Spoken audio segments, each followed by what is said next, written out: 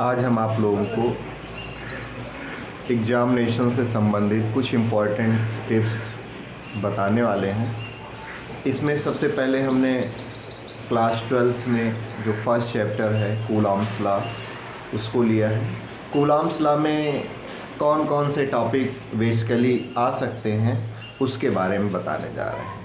बेटा जब हम बात करते हैं कूलॉम्स लॉ की, तो कूलॉम्स लॉ में तो सबसे पहले तो आपको कूलॉम का नियम ही याद होना चाहिए, तैयार होना चाहिए। कूलॉम्स लॉ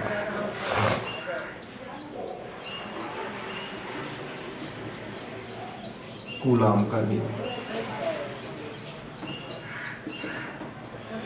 कूलॉम्स लॉ निश्चित है कि ये पूछा जाएगा। कुछ सेलेक्टेड लॉ हैं जिनके बारे में कुछ ना कुछ पूछा ही जाएगा। 6-7 नियम हैं, उन नियमों में से कूलॉम्स लॉ मुख्य है, पूछा ही जाएगा।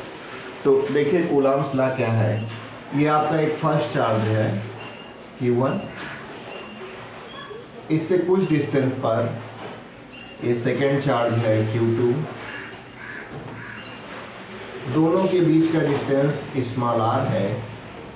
According to Coulomb's law, Coulomb के नियम के अनुसार बेटा 2 चार्ज पार्टिकल या तो एक दूसरे को अट्रैक्ट करते हैं या रिपल करते हैं।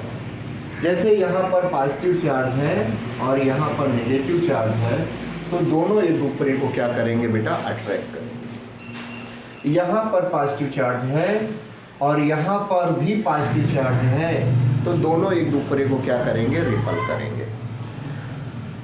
ये पाया जाता है कि जो अनलाइक चार्ज पार्टिकल्स होते हैं वे एक दूसरे को अट्रैक्ट करते हैं और लाइक चार्ज पार्टिकल एक दूसरे को रिपल करते हैं। कहने का मतलब ये है, यदि सजातीय आवेश है प्लस प्लस या माइनस माइनस, तो एक दूसरे को प्रतिकर्षित करेंगे।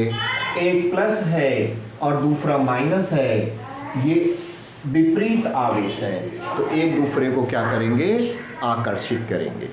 तो ये पाया जाता है दो स्थिर बिंदु आवेशों के बीच लगने वाला, दो स्थिर बिंदु आवेशों के बीच लगने वाला आकर्षण या प्रतिकर्षण बल।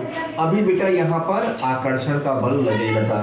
लगने वाला आकर्षण या प्रतिकर्षण बल आवेशों की मात्राओं के गुणनफल के समानुपाती तथा इनके बीच की जो दूरी होती है, इनके बीच की दूरी के वर्ग के व्युत्क्रमानुपाती होता है। इनके बीच की दूरी के वर्ग के क्या होता है, व्युत्क्रमानुपाती होता है। ये इक्वेशन नंबर 1 है और ये इक्वेशन नंबर 2। बेटा ये जो फोर्स होता है चार्ज के प्रोडक्ट के डायरेक्टली प्रोपोर्शनल होता है, और ये जो फोर्स होता है इन दोनों चार्ज के बीच के डिस्टेंस के स्क्वायर के इनवर्सली प्रोपोर्शनल होता है। इन दोनों इक्वेशन को यदि हम कंबाइन करना चाहें, इक्वेशन फर्स्ट एंड सेकेंड को यदि हम कंबाइन करना चाहें,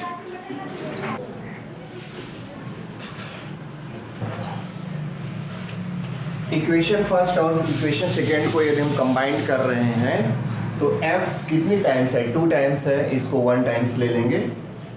और ये डायरेक्टली प्रोपोर्शनल का जो साइन है ये 2 टाइम्स लगा हुआ है, इसको 1 टाइम्स ले लेंगे। Q1 Q2 ये ऊपर लिख देंगे और r स्क्वायर बेटा ये नीचे लिखा है, इसे नीचे लिखा।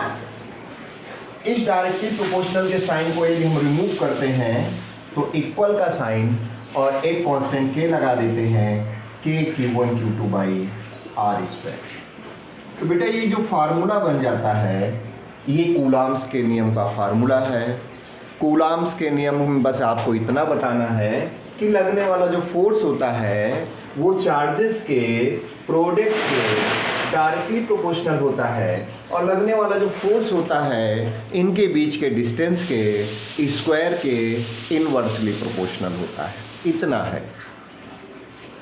अब देखिए बेटा इसके की वैल्यू क्या होती है, इसकी यूनिट क्या होती है, इसका डायमेंशनल फार्मूला क्या होता है, इसको वेक्टर फॉर्म में किस प्रकार से हम ड्रॉ कर सकते हैं, इतना और बताना होता है।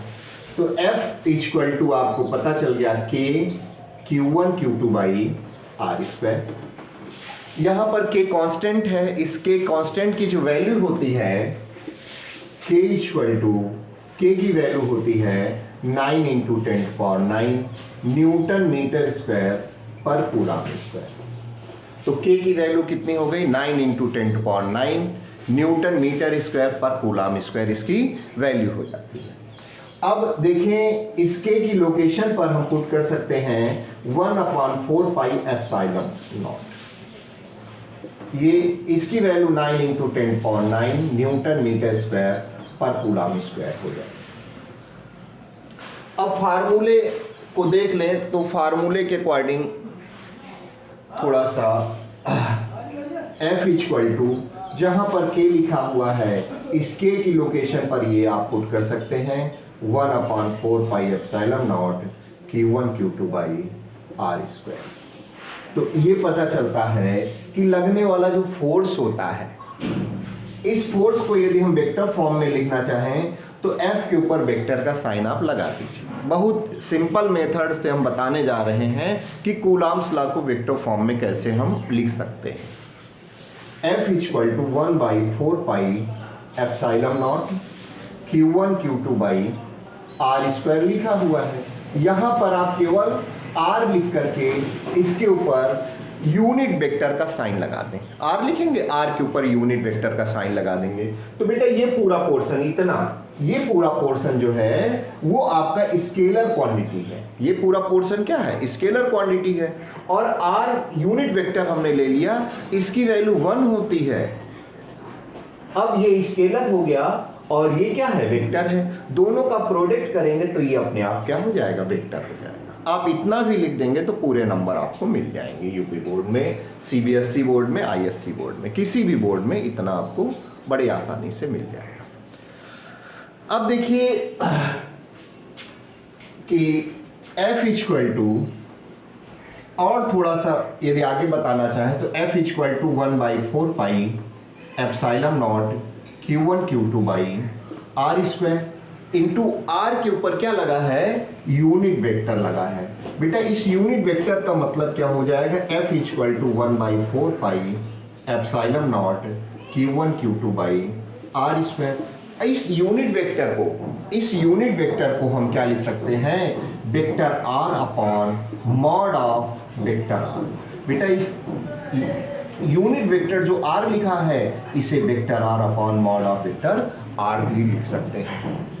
ये भी वेक्टर फॉर्म है। इसको और क्या लिख सकते हैं आगे?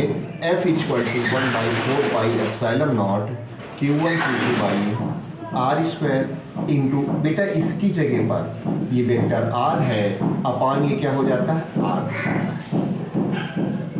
तो बेटा R स्क्वायर और R मिलके, ये दोनों मिलके क्या हो जाते हैं? R क्यूब हो जाते हैं। तो F equal to 1/4 pi epsilon nought Q1 Q2 by R cube लिख देंगे इंटू वेक्टर R कर देंगे और यहाँ पर वेक्टर का ये साइन लगा देंगे। ये इसका वेक्टर फॉर्म कंप्लीट हो गया।